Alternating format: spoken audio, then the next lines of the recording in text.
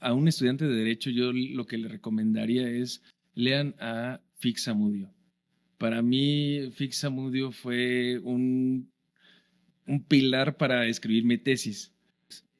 Va. Iván, ¿cómo estás? ¿Qué tal, Carlos? Muy bien. ¿Y tú? ¿Cómo andas? ¿Todo bien? Pues bien, bien. Aquí muy movido. Han sido días muy movidos con todo esto de la campaña, pero todo en orden. ¿Cómo va tu día a día? Cuéntame. ¿Cuándo empezaste campaña? Pues empezamos el 30 de marzo. ¿Y El cómo 30 es de tu día a marzo. día? ¿Andas de a pie? ¿Cómo lo llevas? Pues sí, la verdad es que es una locura. Uno nunca, nunca había imaginado que iba a tener que hacer una campaña política como tal, ¿no? Entonces, pues me cambia toda la dinámica. Ahorita, pues como tal, pedí una licencia sin goce de sueldo porque, pues actualmente soy secretario de Estudio y Cuenta en la Suprema Corte de Justicia de la Nación. Secretario de Estudio y Cuenta en la Corte. Así es.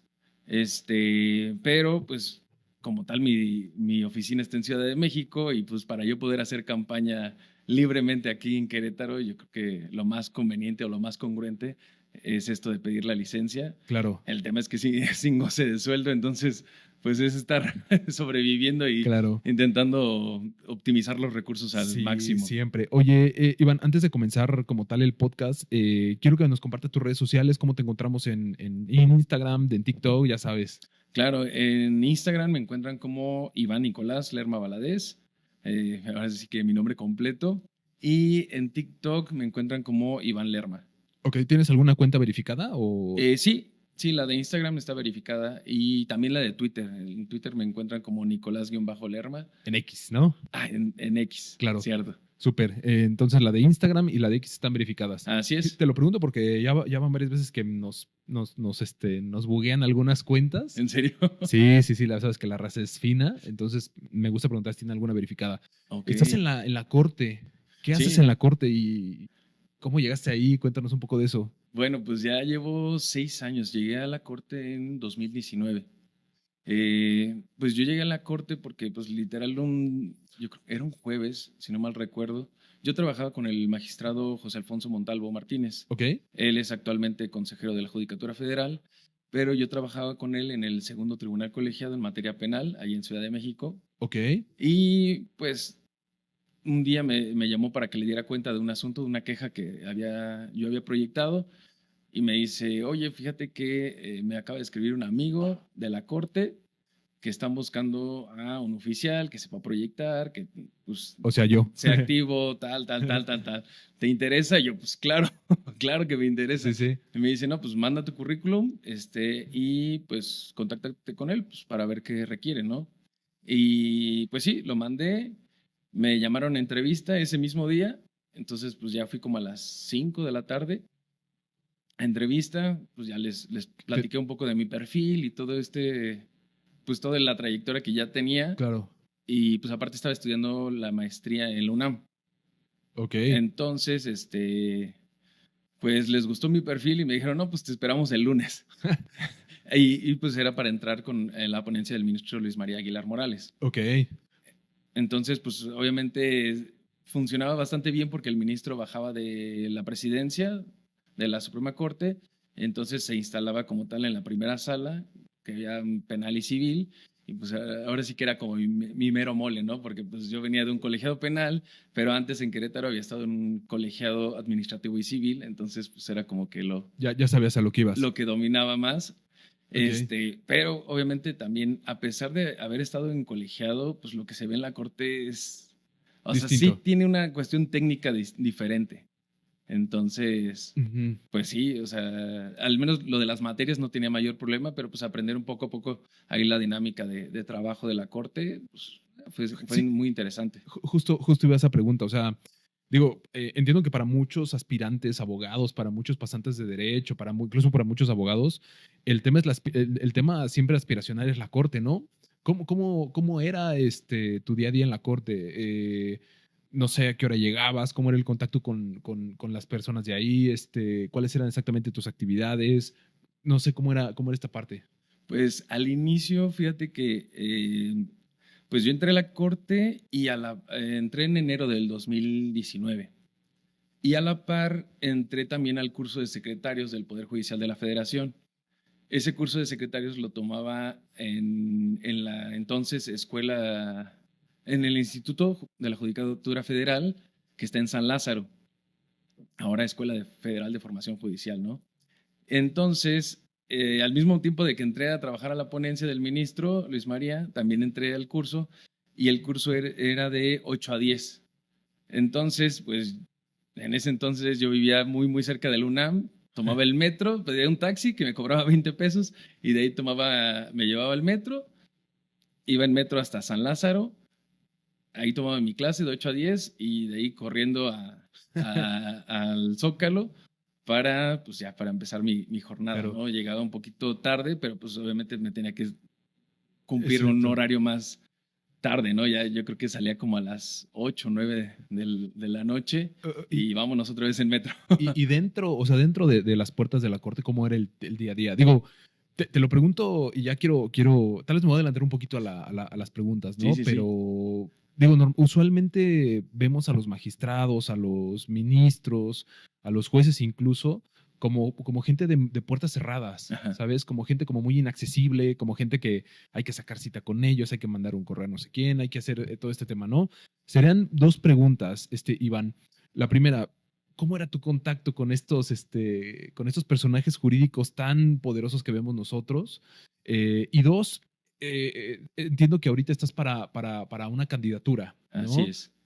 Me voy a adelantar un poco y cómo vamos en caso de que resultes vencedor, cómo vamos a encontrar a ese magistrado de puertas abiertas, va a ser un tribunal de puertas cerradas, ¿cómo es esto, Iván? Te escucho. Qué buenas preguntas, me gusta. Pues fíjate que la relación con los ministros, pues sí, yo creo que hay veces que sí es un poquito más,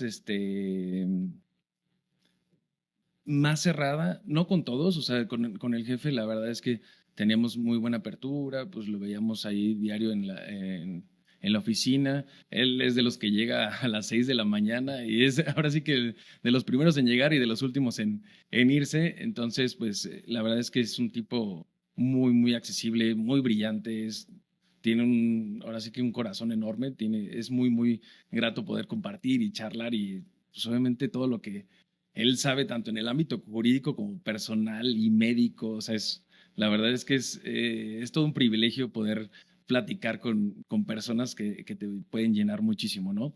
Entonces, pero pues no todos son igual de accesibles. O sea, igual no Claro, con todos no, llevas con tan buena relación o pues ya, somos tantas personas que que es sí, difícil, sí, a veces exacto. es complicado, ¿no? Y, y fíjate, o sea, pues la idea es como transitar a esas cuestiones, ¿no? O sea, porque pues son personas que ya tienen una escuela de muchos años y que pues a fin de cuentas es lo que siempre se ha hecho, ¿no? Siempre creo que llegamos a un lugar, a un tribunal, lo que sea, y es como de, oye, ¿por qué se hacen las cosas así? No, pues es que así siempre se ha hecho.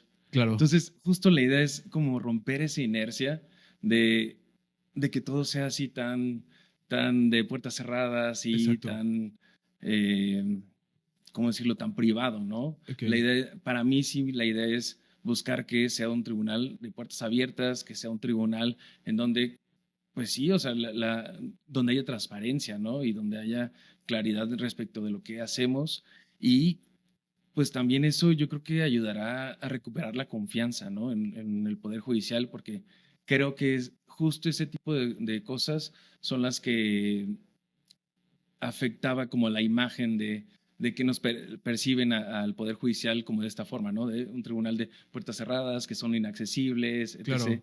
Entonces, pues justo hay que romper como que con esa inercia. Claro, somos contemporáneos, ¿no, Iván? Sí, Ahora platicamos antes de iniciar que somos contemporáneos. Yo soy 92, debes de andar por ahí, ¿no? así Conmigo. es, yo soy del 93. Sí, pues, justo. Digo, tú y yo crecimos Es, ya a lo mejor con otras ideas, con otras mentalidades, como con otras tecnologías, desde luego. claro. El tema digital, ¿cómo lo ves? ¿Utilizas ChatGPT? ¿Te gusta el tema de la comunicación digital? ¿Lo piensas llevar a un tribunal? ¿Qué piensas en este sentido? Pues la verdad es que nos ha tocado transicionar como cuestiones bien, bien importantes, ¿no? O sea, nos tocó el internet de cable de cuando se Sí, conectaba y que no podías usar el teléfono y ya después hoy en día tener tan a la mano esto de ChatGPT es una locura, ¿no? ¿Lo O sea, utilizas? sí, sí lo utilizo. Justo ahorita para algo para lo que estoy utilizándolo es como para llevar mi bitácora de todas las actividades que realizo día a día. Entonces me lo ordena muy bien. O sea, creo que soy una persona que me gusta planificar y como tener ahí como cierto, buscar método para hacer las cosas de la forma más eficiente posible, ¿no? Entonces, pues ahorita estoy haciendo esto, usarlo para llevarme como mi bitácora. Me sirve también para, obviamente, sintetizar algunas cosas o analizar, tener los insights más relevantes de algún documento y digo, ah, bueno, pues va de esto, entonces me voy a enfocar a leerlo como Claro. con esta perspectiva o demás, y de repente también para jugar ahora, así que luego estas imágenes ahora que están Sí. muy de moda, ¿no? Oye, fíjate que en la mañana yo estuve en una audiencia en un tribunal laboral y fue muy curioso porque, pues de hecho Alex estuvo ahí conmigo, Alex del chico que me apoya, eh, y el juez estaba en línea. Ok. O sea, llegamos y vimos el estrado vacío y se conectó en línea, estaba en una pantallita, digo, como la que tengo aquí a mis espaldas, Ajá. y ahí estaba llevando la audiencia, ¿no? ¿Te gusta esta parte? ¿No te gusta? ¿Te gusta más el contacto con las partes? Digo, entiendo, ahorita me explicarás las funciones de un magistrado. Entiendo que un Claro, magistrado no lleva en sí audiencias, así es. pero ¿el tema digital te gusta? ¿Te gusta el contacto con las partes? ¿Prefieres no hacerlo? ¿Cómo llevas esta parte? ¿Cómo la piensas? Fíjate que, o sea, yo entiendo que el tema de que se hayan sesiones en línea y demás, pues derivó mucho de la pandemia, ¿no? Y creo que fue una medida razonable para que pues, todo siguiera funcionando por las necesidades del servicio. Pero hoy en día que ya no estamos en una situación de pandemia, sí no me parece lo más viable el pues, llevar las sesiones en línea, ¿no? O sea, qué mejor que estar presente con las partes cuando se pueda, pero también, por ejemplo, hay que ser muy conscientes de que hay alguna persona, algún quejoso o alguna de las partes puede tener alguna situación particular que lo impida estar presente en la audiencia y pues también yo creo que para garantizar su acceso a la justicia, creo que también es muy válido que se pueda llevar Claro. una cuestión así, ¿no? Ahora sí que son herramientas que tenemos a la mano, hay que usar la tecnología para nuestro beneficio siempre, pero pues obviamente también habrá que acotarlo, ¿no? Cuando se pueda, siempre la relación, o sea, persona a persona, creo que va a ser más útil, ¿no? Porque me tocó incluso dar clases en pandemia y estaba ya en una modalidad híbrida, ¿no? Entonces había unos alumnos que sí estaban en el salón y había otros que estaban en una pantalla. Ajá. Entonces, la verdad es que era bien complicado porque los de la pantalla, o sea, los que estaban en línea, pues realmente no ponían la misma atención que te pueden poner los chavos que Claro. están directamente en el aula. Ok. Oye, y hablando de educación, ¿dónde te formaste? Digo, ambos estuvimos en la Autónoma de Querétaro. Así es. Posterior, ¿tuviste alguna otra formación? Cuéntanos de eso. Sí, pues yo estudié allí en la Autónoma, en la Facultad de Derecho, y posteriormente, bueno, hice algunos cursos y diplomados en el Poder Judicial, por parte del Instituto de Judicatura Federal. Posterior a ello, hice una pasantía en la Corte Interamericana de Derechos Humanos, Órale, este, ¿en dónde? en Costa Rica. Órale, Me qué fui chido. 4 meses a vivir a Costa Rica. Bueno, pues, y apliqué ahí en la página de la Corte. He sido muy inquieto. Ok. Entonces, constantemente estoy buscando a ver qué más hago o qué más estudio. Y pues bueno, obviamente nos tocó también el boom de la reforma constitucional de 2011, derechos humanos y todo esto era derechos humanos en todo, ¿no? Entonces, apliqué para la Corte Interamericana, pues afortunadamente me aceptaron y me fui 4 meses en 2016. Interesante. ¿Y ahí cómo fue, o cómo era igual tu día a día? O sea, ¿cómo fue la pasantía ya? Fue una gran experiencia. Como tal, pues conseguí un cuartito que estaba cerca de la Universidad de las UCR, Ok. y que está a unos pasos caminando de la Corte Interamericana. Entonces, pues ahí en ese cuartito vivíamos en una casa. Era un señor que se llama Víctor Balembois, muy conocido allá en Costa Rica, porque ese señor tenía varias casas y le rentaba los cuartitos a los estudiantes o o a las personas que trabajábamos ahí en la corte. Entonces, Ya. pues yo vivía con otras 6 personas ahí en esa casa y pues varios de ellos eran mis compañeros de la Corte Interamericana y pues ahora sí que era levantarse, vámonos no sé, entrábamos a las 9 y pues ya nos íbamos caminando.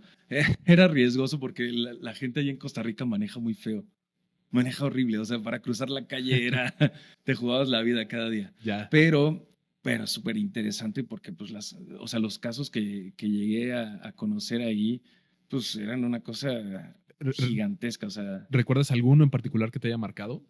hay A ver. dos muy particulares, uno se llama la masacre de Chichupac contra, no sé si es Guatemala o Honduras. Ok. La verdad es que ese caso fue muy, muy complicado y muy complejo, o sea, como el tema de vivirlo ya en el expediente, ¿no? Pero pues es un tema de que estaban desplazando a cierto grupo indígena maya, lo- pues el gobierno los desplazó y entre ese desplazamiento hubo una matanza terrible, terrible, terrible. Y de las cosas que me acuerdo que tenía que analizar era revisar todo, pues un expediente gigantesco, ¿no?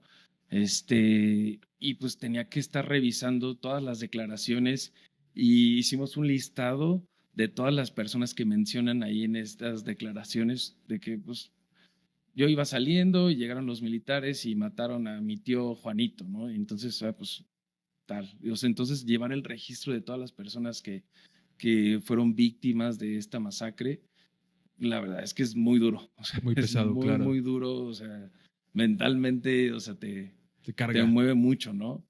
Pero pues obviamente la experiencia y pues saber que desde tu función estás colaborando a salvaguardar los derechos de estas víctimas, o sea, víctimas de Estado, pues obviamente también es gratificante, ¿no? El decir, ay, yo puse mi granito de arena porque pues ya colaboras te asignan hay secretarios seniors, secretarios juniors y los pasantes, ¿no? Que yo era uno de estos pasantes, entonces pues te asignan a colaborar con cada uno de estos secretarios y pues la verdad es que fue una experiencia súper gratificante en el sentido de poder aportar algo al sistema interamericano, Claro. ¿no? Ese fue uno. ¿Y el otro?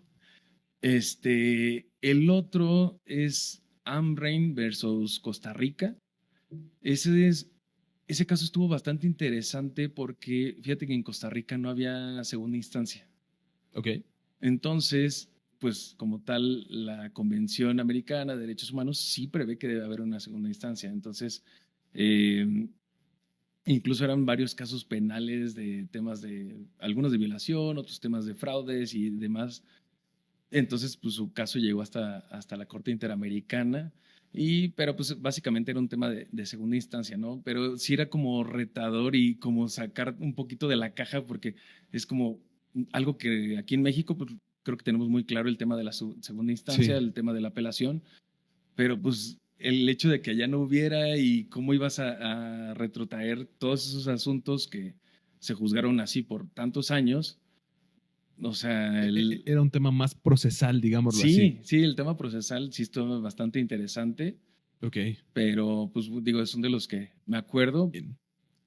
pero Ya. estaba interesante. Iván, fíjate que, digo, ya lo he platicado en otros videos.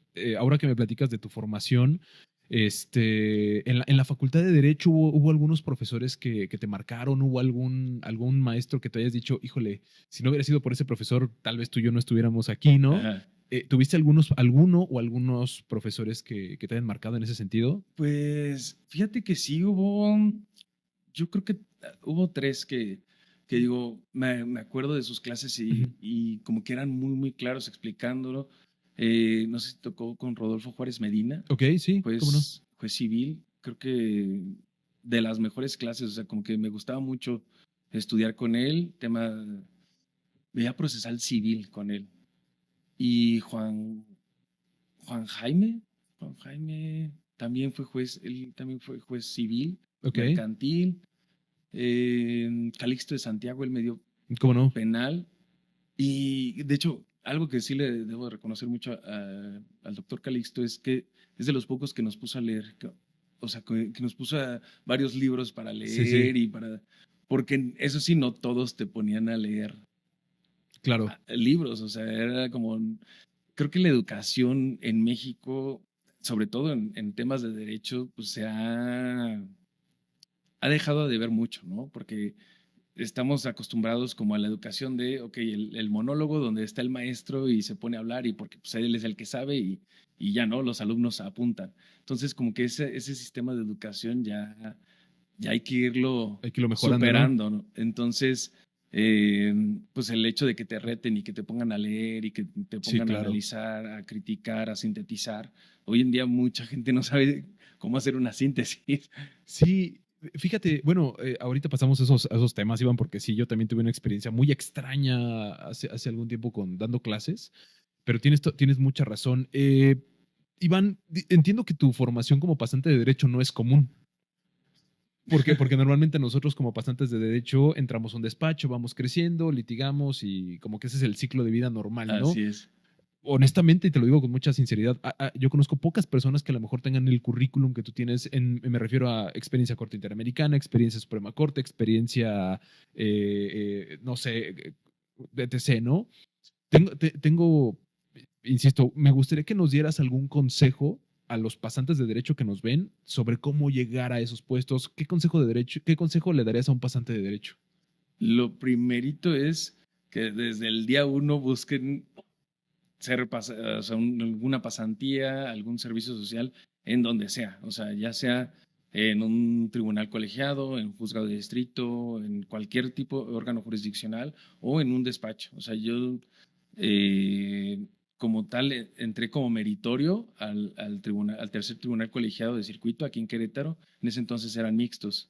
Entonces, desde el día uno entré como meritorio. Eventualmente me daban nombramientos cuando había una licencia por maternidad o que una licencia por enfermedad. Pues ya ahí me daban 1 o 2 meses y yo, ay, era la primera vez que ganaba pues una cantidad significativa.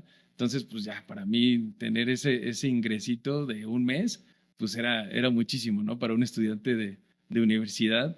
Entonces, el consejo es ponerse a estudiar desde el día, digo, ponerse a trabajar desde el día uno, porque pues si bien la universidad te da las bases, yo creo que no hay nada como ponerlo en la práctica, ¿no? Porque ahora sí que quedarnos en el mundo de las ideas y todo eso y no aterrizarlo, pues no te va a llevar Exacto. a gran cosa, ¿no? Yo conozco mucha gente o muchos, incluso maestros que, pues como tal, solo es teoría, teoría, teoría, teoría, teoría, pero práctica, cuando les preguntas Claro. de la práctica es como, ¿qué onda, no?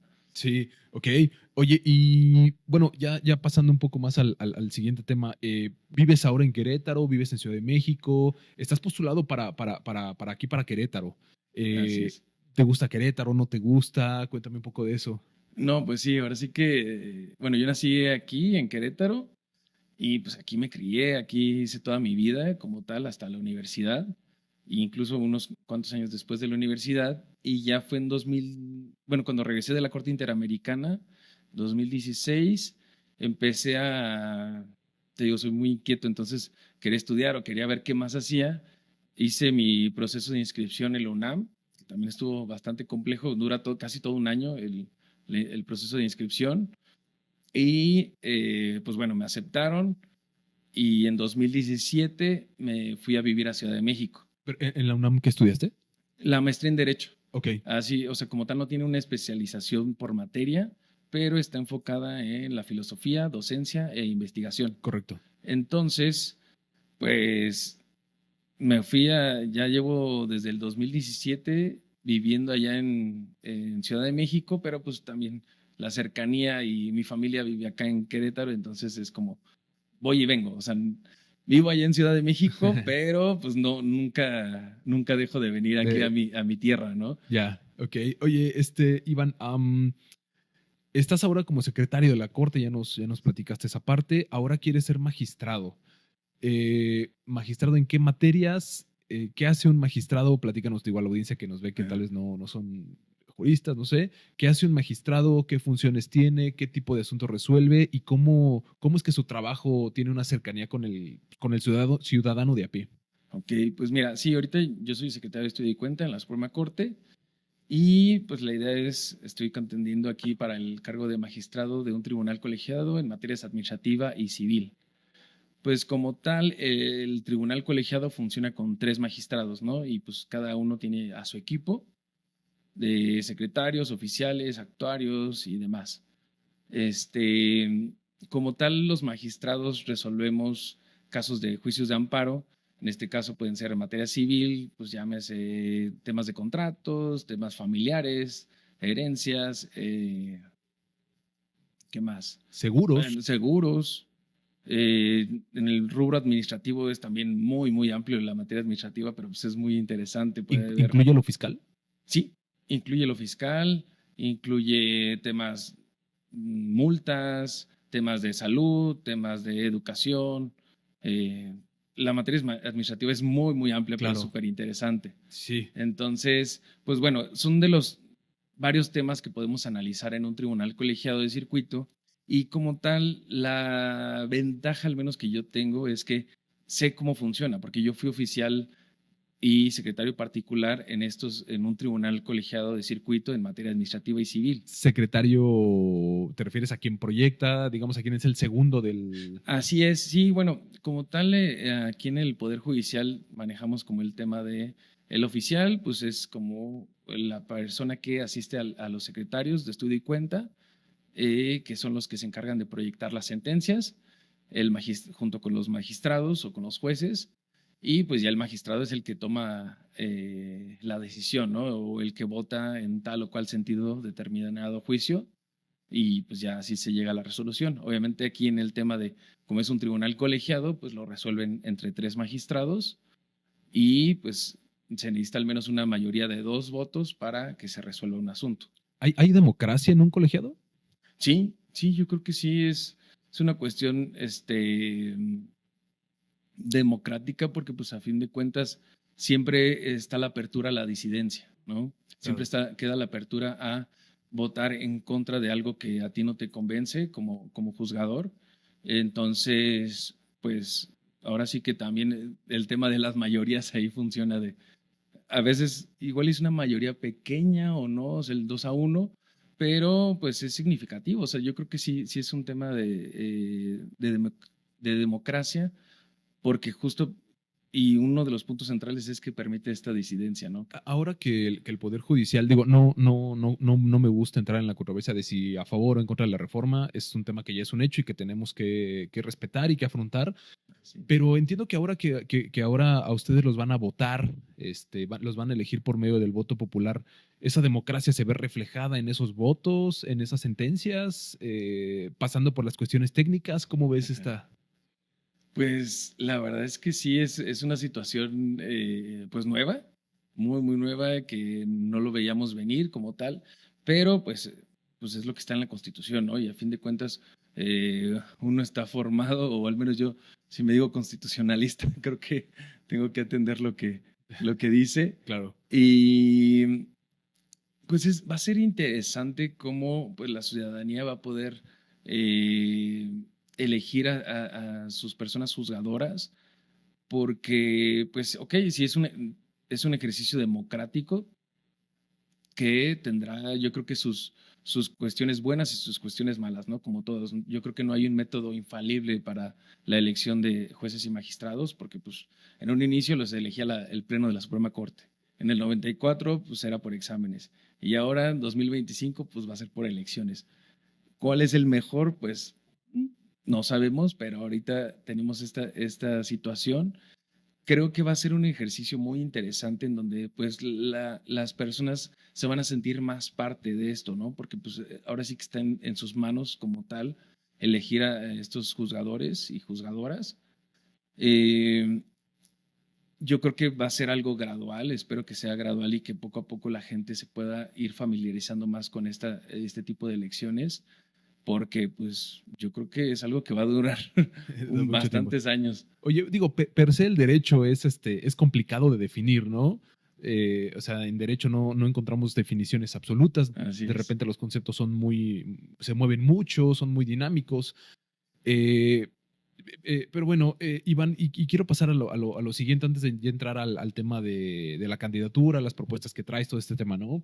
Eh, ahora en este, sabrás que la tecnología y que este video probablemente va a quedar en YouTube algunos años. Si tú pudieras dejar un mensaje en este video de YouTube, ¿qué dirías? Me refiero tal vez a un mensaje al Iván de ahora, al Iván de hace algunos años. ¿Qué mensaje compartirías en ese sentido? Ok, pues fíjate qué interesante esto de la permanencia, ¿no? Y la trascendencia que puede tener hoy en día la era digital. Antes, pues igual y tenías cierta trascendencia en algún libro o obras que quedaron escritas para la posteridad y ahora, pues ya son mediante videos de YouTube. Yo creo que hacia el Iván del futuro, ¿no? A quien quieras. Yo creo que le diría, sigue persiguiendo tus sueños, no desistas, eh, lo vas a lograr. Claro. Creo que es, Oye, y ahora en este momento, ¿quién es la persona más importante en tu vida? uff, pues mi familia, o sea, mis padres y mis hermanos son el pilar más importante. Mi novia también, o sea, juega un papel muy importante en mi vida. Eh, yo creo que ellos son como mi base, ¿no? Pero pues también no quisiera dejar como fuera a Claro, todos mis amigos que me han acompañado desde, no sé, tengo amigos desde la primaria ya. que siguen siendo muy cercanos. Y vuelvo a la pregunta. Si ellos vieran a lo mejor este video en 20, 30 años, 40 años, ¿qué mensaje te gustaría que ellos vieran? Pues yo creo que agradecerles, o sea, gratitud, siempre el poder agradecerles que siempre me han acompañado, siempre me han apoyado, han estado para mí en tiempos tanto en los buenos como en los malos. Entonces es un gracias totales porque eh, Iván, hicimos un pequeño corte para un breakcito. súper bien. Y qué bonito. Todos los invitados dejan siempre su mensaje a futuros. Digo, no sabemos si el video va a llegar a 1000 o a 10,000 o 1,000,000, ¿no? Ojalá, Ojalá ojalá que y sí. llegue su mensaje. Pero bueno, ahora ya entrándole de lleno a la candidatura, Iván, bueno, antes quiero que me compartas algo. Me hablaste un poquito sobre la lectura. ¿Qué estás leyendo ahora? Y lo mismo, ¿qué libros recomendarías a un estudiante de Derecho? Pues, a ver, libros a un estudiante de derecho, yo lo que le recomendaría es lean a Fix Amudio. Para mí, Fix Amudio fue un pilar para escribir mi tesis. Yo me titulé en la maestría del UNAM con mención honorífica y escribí la tesis sobre la eficacia de la Declaratoria General de Inconstitucionalidad. Ujú. Fixamudio fue uno de los que aportó digamos, este procedimiento a esta propuesta de la ley de amparo Ok.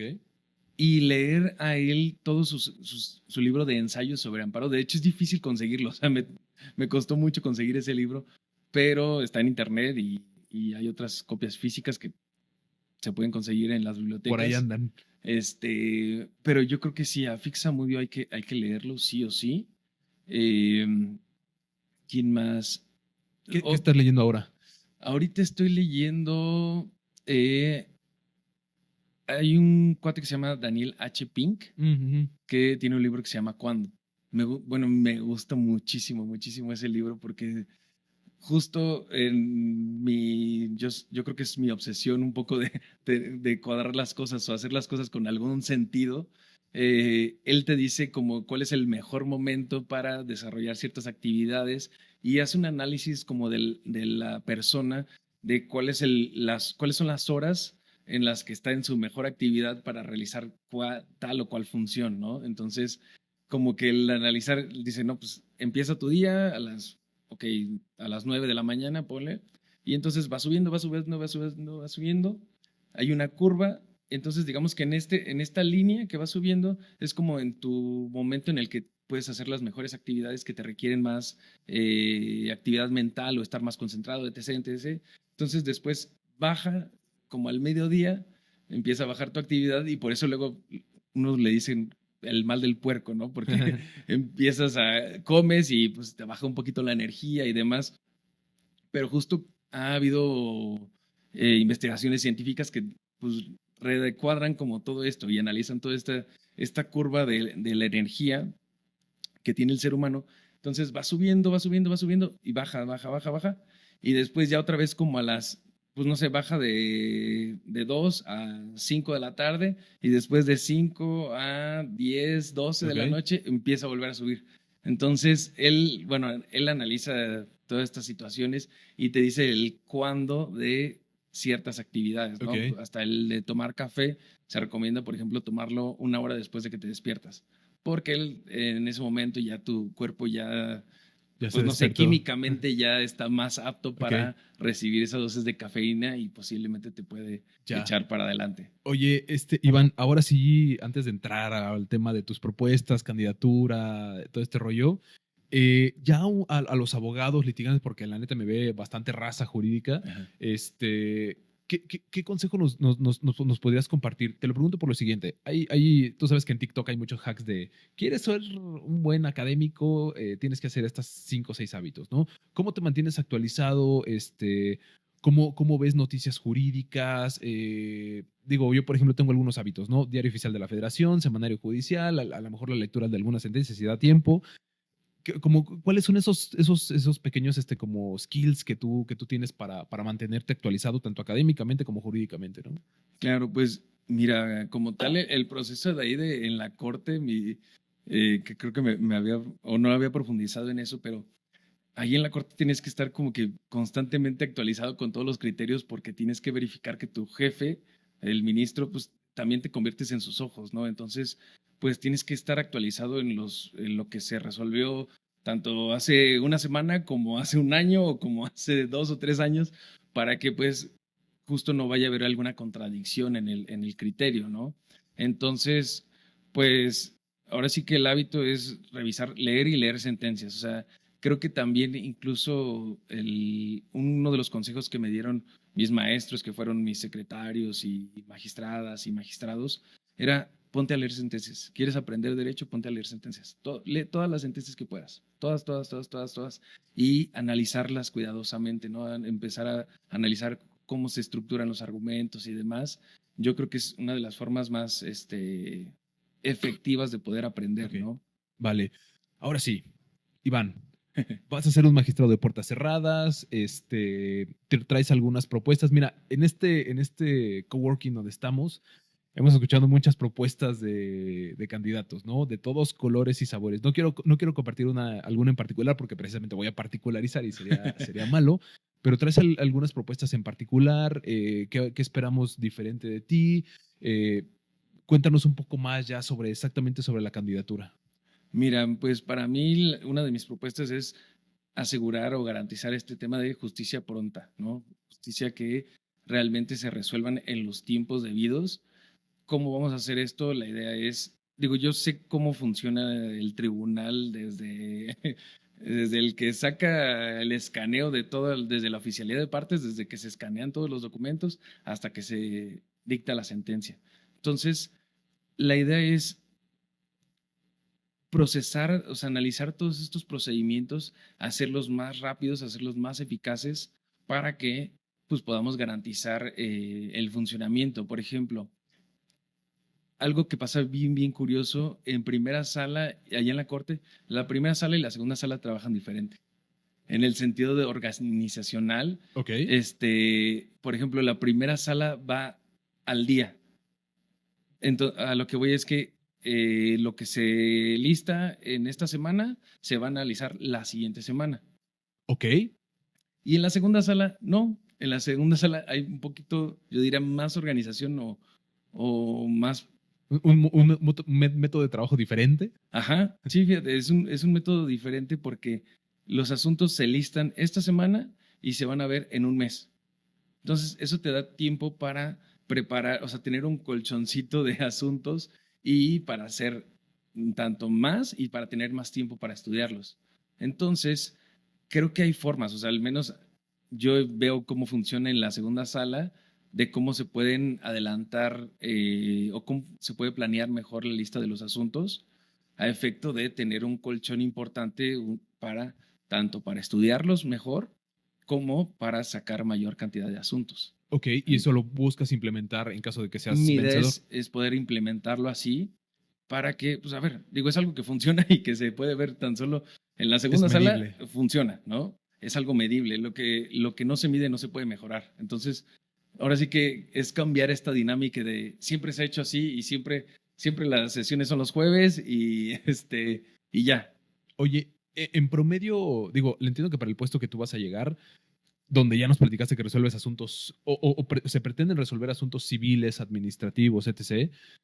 eh, ¿Sabes cuánto tiempo tarda en resolverse un amparo, más o menos? ¿Aprox? Sí, de hecho, hay un dato de la estadística, de la Dirección de Estadística Judicial, del Consejo de la Judicatura, que dice que tarda en promedio como 360 días Y en aspiras, resolverse un juicio de amparo directo aquí en Querétaro.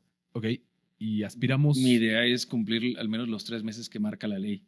O sea, que se puedan resolver en al menos estos 90 días y reducir este promedio de resolución. ok, Esa sería la idea.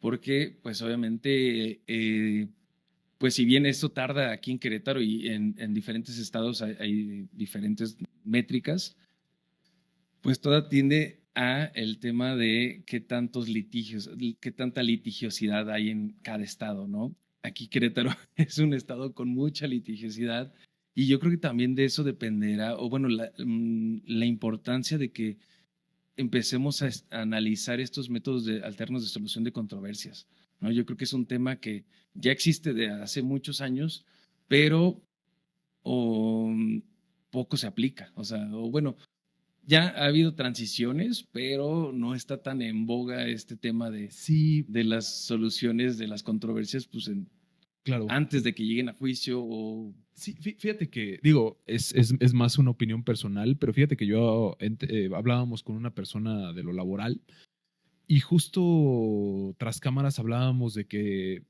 digo, ya en cuestiones más técnicas, de si en amparo directo una cuestión laboral es conciliable frente al tribunal de amparo. Ok, Y la verdad es que sí tenemos como criterios ajá. poco distintos, donde me decía, pues es que no sé, el tribunal de amparo no analiza directamente eso, pero sí conoce el asunto. ¿Cómo ves? ¿Esta parte es atendible? ¿No es una puerta que se debe de abrir? ¿Qué piensas al respecto? Uf, está bueno, ¿eh? Eh, No sé si en el juicio de amparo sé exactamente el momento procesal para hacerlo, pero tampoco no lo descartaría. O sea, yo creo que la mediación y las conciliaciones nos benefician a todos, ¿no? Tanto a las partes como a la función jurisdiccional, porque a fin de cuentas es eh, pues lograr que la solución del asunto sea lo más pronto posible. Exacto. Entonces, si lo podemos hacer desde amparo, ¿eh?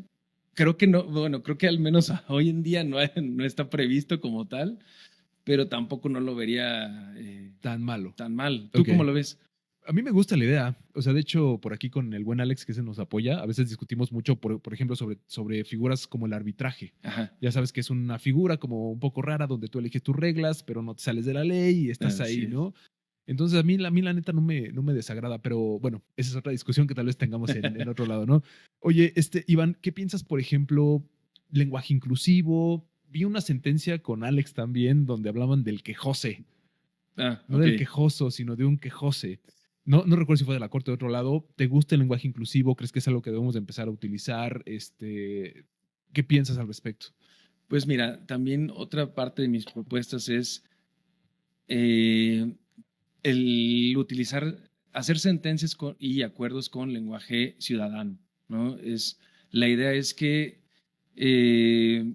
si el servicio público que brindamos desde el Poder Judicial es un servicio público para la ciudadanía y pues el gran número de los quejosos o de las partes que tenemos en estos juicios pues no son abogados y parece que nuestras sentencias están escritas únicamente para que las entiendan los abogados. Entonces, eso es una dificultad o un tema que creo que se debe de atender en el Poder Judicial, en el sentido de que tenemos que hacer las sentencias con un lenguaje muy claro, muy accesible para todos, Ok. aunque no seas abogado.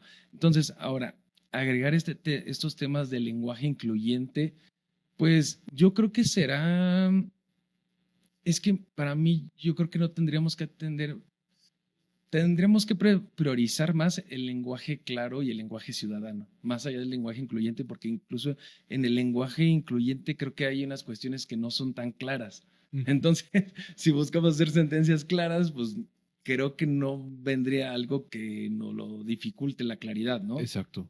Ok, bien. Sí, justo iba a pasar a ese tema, Iván, sobre las sentencias en lectura fácil. La neta es que me ganaste la respuesta, porque sí, a mí, por lo menos con mis clientes, sí me ha funcionado mucho compartirles sentencias en lectura fácil cuando las hay. Pero bueno, entiendo que ahora, en caso de que resultes vencedor, las vas a hacer porque sí, digamos, no porque estemos en un grupo vulnerable, sino por el simple hecho de hacerlas, ¿no? Así es. Ok. Sí, sí es mi idea, ¿no? O sea, es que podamos garantizar el acceso a la justicia de todas las partes, porque hay veces, no sé, me imagino, te resuelven a favor o en contra y pues muchas veces las partes se quedan con esa insatisfacción de que, pues ya, nada más lo que el abogado les dijo de que no, pues ya perdimos, pero ¿por qué no? O sea, ¿por Sí, qué no exacto. analizaron esto? ¿Por qué no analizaron el otro? Y así, entonces, pues se quedan con esa sensación de que pues realmente no tuvieron justicia, Claro. cuando en realidad pues obviamente hay una argumentación y hay un estudio que va detrás de una sentencia. Exacto. Ok, Iván, y ya para ir casi concluyendo, eh, cuéntanos más sobre tus propuestas. ¿Hay algún mensaje que quieras compartir respecto de tu candidatura? ¿Cómo te encontramos en la boleta? Danos ahora sí que todo el contexto en este sentido. Ok, ok, pues mira, otra de mis propuestas como tal es ver la forma de que pueda compartir el conocimiento jurídico, ¿no? Me gusta mucho esto de dar clases y, ¿por qué no? Mi idea es compartirlo con la ciudadanía en general. O sea, hacer ya sea lives de TikTok o buscar espacios en donde podamos dar a conocer a la ciudadanía en general sus derechos o dar unas pequeñas, ahora sí que clase de derecho para no abogados, ¿no? Ujú. La idea es esa es otra de mis propuestas que creo que podría implementar sin mayor problema. Incluso también es difícil como encontrar propuestas, ¿no? Porque no son elecciones como normalmente la conocemos de diputados, senadores, gobernadores o presidentes, porque pues ellos pueden prometer muchas más cosas que pues realmente nosotros por nuestra función que es más acotada y que pues debemos mantener como estas cuestiones de imparcialidad, ¿no? Objetividad, independencia, Claro, pues no podríamos prometer cosas que no. exacto. ¿Y en boleta cómo te encontramos? En la boleta rosa me van a encontrar por mi nombre completo, Iván Nicolás Lerma Valadez. Y si quieren apoyarme y votar por mí, tendrían que votar el número 22 en la El número boleta. 22 en la boleta rosa. Así De es. acuerdo. Ok, Iván, fíjate que, bueno, a mí me gustaría volverte a preguntar, el tribunal, en caso de que llegues a ser vencedor, va a ser un tribunal de puertas abiertas, vas a tener contacto ahora sí que con el ciudadano de a pie, vas a hacer algún tipo de foros para preguntas y respuestas con la ciudadanía. No sé, ¿cómo ves este tema? Sí, totalmente va a ser un tribunal de puertas abiertas y justo mi idea es esto, ¿no? Poder comunicarle a la sociedad queretana, pues lo que se hace ahí, ¿no? Y cuál es la trascendencia de nuestro trabajo, porque pues finalmente el tribunal que resuelve temas de derechos humanos, pues puede trascender en la vida de no solo de una persona, sino a veces de más personas o de una sociedad entera, ¿no?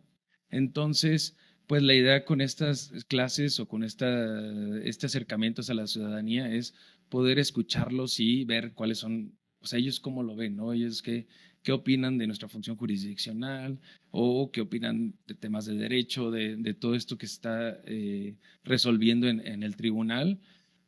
Esto, esta elección judicial también nos ha cambiado y nos ha vuelto en esta dinámica de hacer contenido para redes sociales y demás. Entonces, yo creo que no dejaría de hacerlo. O sea, la idea sería seguir compartiendo información jurídica, información relevante para la ciudadanía por medio de las redes sociales. Y pues obviamente tanto esa parte de compartir contenido educativo y la otra parte de impartir clases, o sea, dar clases a la ciudadanía en general. No solo, obviamente retomaría las clases de la universidad, pero pues serían otras clases totalmente gratuitas. Básicamente, educación y conocimiento, ¿no? Así es. Ok, Iván, ¿te encontramos en Conóceles, en Ajá. Molina? Ahí está toda tu Ahí información. está toda mi ahí- información, está mi currículum y están mis propuestas, estas que platicamos ahorita. Y pues obviamente en las redes sociales, en Instagram, en TikTok, Twitter, Facebook, ahí me encuentran ya sea con mi nombre completo, Iván Nicolás Lerma Valadez o Iván Lerma. ¿Manejas tú tus redes? Sí, Súper. Vale, Iván, pues la verdad es que te agradezco un montón que haya estado acá con nosotros en el podcast. Nos echamos poquito menos de una hora. Se va rápido, ¿no? sí, se pasó rápido. La verdad es que casi con todos los invitados, Iván, buscamos comprometerlos desde luego a que graben una parte 2, ¿no? Ok, Con nosotros. claro, con todo gusto. Ya sea post o durante, armemos una parte 2. Ojalá, en caso de que llegues a ser vencedor como magistrado y en funciones, nos regales un espacio. Y desde luego que, Iván, a mí me gustaría explorar un poco más en otro video sobre tus experiencias en Corte Interamericana, sobre todo en la Corte. Me gustaría ya indagar un poco más sobre eso. No tuvimos tanto tiempo de hablar sobre tu vida familiar, desde luego, que es un tema que también seguro van a preguntar por ahí. Y pues nada, Iván, ¿algún comentario final? Carlos, pues agradecerte muchísimo a ti y a Alex espacio.